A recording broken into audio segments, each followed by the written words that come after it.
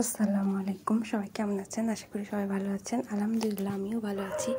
আজকে আমি ডালের ভর্তার রেসিপি নিয়ে আসলাম। প্রথমে আমি ডালটা ধুয়ে নিছি, আর এটা মুসুর ডালের ভর্তা করব। মুসুর ডাল সিদ্ধ হতে বেশি সময় লাগে না, তাই আমি শুধু ডালটা ধুয়ে নিয়েছি। আর তার সাথে কাঁচামরিচ আর দুই তিনটা রসুনের কোয়া নিলাম। এখন আমি ডালটা একটা পাত্রের মধ্যে দিয়ে দিলাম, দিয়ে সব ডাল দিয়ে দিলাম। এর মধ্যে রসুনের কোয়া আর মরিচ দিয়ে দিলাম, আর পরিমাণ মতন পানি দিলাম। আর এর সাথে আমি একটু হলুদ অ্যাড করব, সেটা আপনাদের ইচ্ছা, কিন্তু আমি একটু হলুদ অ্যাড করি, তাহলে কালারটা সুন্দর হয়। এরপরে আমি ঢাকনা দিয়ে ডালটা সিদ্ধ করে নিব।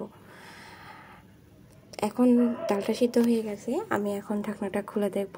ডালটা আমার প্রায় সিদ্ধ হয়ে আসছে, কিন্তু ডালটার মধ্যে একটু হালকা হালকা পানি আছে, তাই আমি ডালটা একটু আঁচের মধ্যে রেখে রেখে আমি এরকম করে নিলাম, মানে একদম শুকাই নিলাম পানিটা। তারপরে এখন আমি ভর্তায় চলে যাব।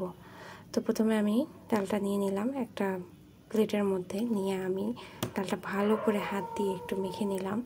ডালের মধ্যে আমি কাঁচামরিচ দিয়েছি, তারপর রসুনের কোয়া দিয়েছি, সেগুলো আমি ভালো করে মুছে নিলাম, মানে মেখে নিলাম। এরপরে আমি শুকনো মরিচ দিলাম এর মধ্যে, যে যেমন ঝাল খান সেরকম শুকনো মরিচ অ্যাড করতে পারেন। আর আমি এখানে কাঁচা পেঁয়াজই ইউজ করতেছি। তারপর আমি পেঁয়াজ মরিচটাকে ভালো করে মুঠে নিলাম, মানে মেখে নিলাম। নিয়ে আমি পেঁয়াজটা মরিচটা সুন্দর করে হাত দিয়ে একটু চেপে চেপে নিলাম। এর মধ্যে আমি সরিষার তেল দিলাম আর একটু ধনিয়া পাতা দিলাম, দিয়ে আমি ভালো করে এখন আমি ডালটা দিয়ে মেখে নিব ভালো করে, যাতে সুন্দরভাবে ডালটার ভিতর ঢুকে যায়। আমার ভর্তা হয়ে গেছে। কেমন লাগলো রেসিপিটা? আশা করি ভালো লাগবে। আল্লাহ হাফেজ, সবাই ভালো থাকবেন, আমার জন্য দোয়া করবেন।